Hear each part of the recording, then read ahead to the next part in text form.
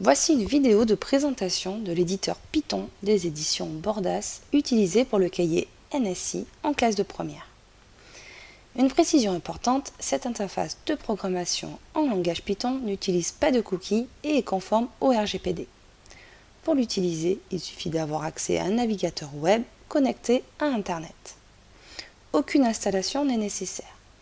Il suffit d'y accéder par le site ressources élèves ou le site ressources enseignants. Sur le site ressources enseignants, le lien est ici. Pour le site ressources élèves, il n'y a besoin ni de login ni de mot de passe. Le pop-up d'aide s'ouvre à la première utilisation, puis on peut paramétrer en cliquant sur cette petite case pour ne plus y avoir accès à la prochaine utilisation. Une des spécificités de cet éditeur est le grand nombre de bibliothèques, appelées également modules, qui sont préinstallés et utiles en NSI, en SNT, physique-chimie et également en mathématiques. Je vais vous parler uniquement des principaux modules installés. Donc il y a le module math pour la racine carrée d'un nombre positif, le cosinus, random pour générer des valeurs aléatoires, matplotlib pour générer des tracés très utiles en physique-chimie, CSV pour lire et écrire des données dans un fichier au format CSV, NumPy pour les matrices et les tableaux multidimensionnels ainsi que les fonctions mathématiques opérant sur ces tableaux, Pandas qui permet de manipuler et d'analyser des données, Pillow qui permet de faire du traitement d'images, SymPy pour le calcul formel et Time, très utile en NSI pour mesurer le temps d'exécution d'un programme. Il y a d'autres modules d'installer. Nous n'en avons pas fait ici la liste exhaustive. Pour vérifier si le module est installé, la syntaxe Python classique import nom du module ou from nom du module import étoile permet de vérifier si la bibliothèque est préinstallée. Afin de ne pas pénaliser la rapidité d'accès lors d'une utilisation en classe, ces modules ne sont téléchargés automatiquement que lorsque vous les utilisez, surtout Matplotlib qui est très gourmand en espace mémoire. La partie de gauche permet de saisir un script avec la coloration syntaxique. Vous avez un exemple avec une fonction déjà saisie. La partie de droite est composée de la console Python. Pour demander à l'éditeur d'interpréter le programme contenu dans la fenêtre de gauche, il suffit de cliquer sur le bouton vert ou utiliser le raccourci clavier CTRL puis Entrée. CTRL puis Entrée permet aussi de se replacer dans l'éditeur pour continuer à programmer plus facilement. Si je veux appeler la fonction qui est pré-saisie, si je commence à saisir SOM et que j'appuie sur la touche Tab, ça permet de compléter la saisie automatiquement. J'ai plus qu'à saisir l'argument 5, j'appuie sur la touche Entrée et la fonction me renvoie 55. Si j'avais saisi uniquement SO, j'appuie une première fois sur Tab, il ne se passe rien, tout simplement parce qu'il y a deux fonctions qui commencent par SO. J'appuie une deuxième fois, il me propose donc ma fonction somme et la fonction sortie qui est un tri rapide. Je vais maintenant vous préciser les différents boutons. Le bouton plus, le premier là, en gris, permet d'obtenir un nouvel éditeur Python dans un autre onglet du même navigateur web. Le deuxième bouton, on en a déjà parlé, il permet de faire interpréter le script Python présent dans la partie de gauche.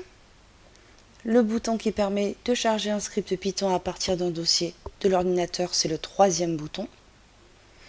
Le quatrième bouton permet de télécharger le script Python contenu dans l'éditeur. Donc si je clique, on voit, il me propose de sauvegarder. Je fais enregistrer. Tout simplement, c'est un fichier qui contient un programme, donc le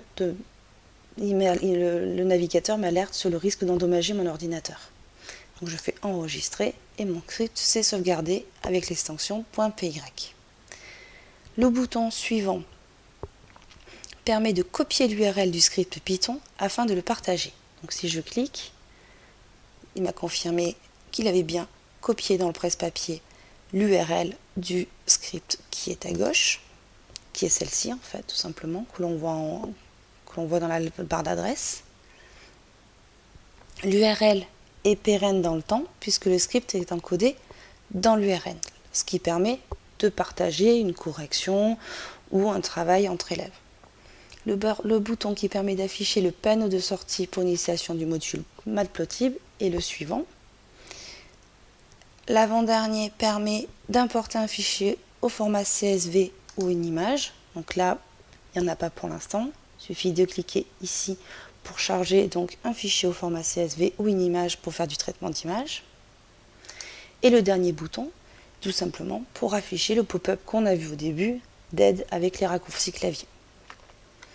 Nous allons maintenant voir comment utiliser l'éditeur avec un script déjà chargé avec un fichier CSV. Donc je retourne sur le site enseignant. J'ai choisi de vous montrer l'exercice 6 de la séquence 9. Donc je clique, afficher. Donc j'ai à nouveau le pop-up d'aide puisque je n'ai pas cliqué sur la petite case à cocher. À gauche, vous avez le code qui est déjà donné à l'élève pour commencer l'exercice. Les données au format CSV qui sont déjà chargées dans l'éditeur. On peut le vérifier en cliquant ici. Donc, le fichier data.csv qui correspond à l'exercice 6 de la séquence 9 est déjà reconnu par l'éditeur Python. On peut directement travailler dessus. Donc, il y a dans l'exercice, en suivant les consignes, il y a d'autres parties de code à compléter, mais on peut déjà voir ce que ça donne. Je demande d'interpréter le code. Donc là, ça va être un petit peu long puisqu'on utilise Matplotlib.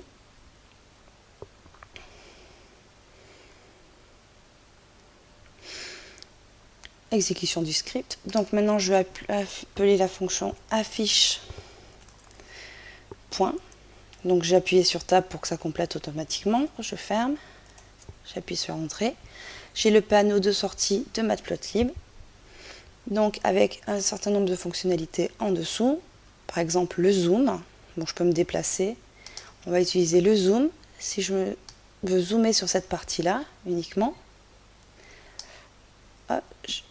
j'ai le zoom qui se fait sur la partie que j'avais donc encadrée. Maintenant, imaginons que je veux joindre ce travail dans un document. Je veux un fichier PDF ou un PNG. Il n'y a plus qu'à cliquer sur PNG et on voit en bas que le fichier .png qui correspond à notre affichage de Matplotlib s'est téléchargé.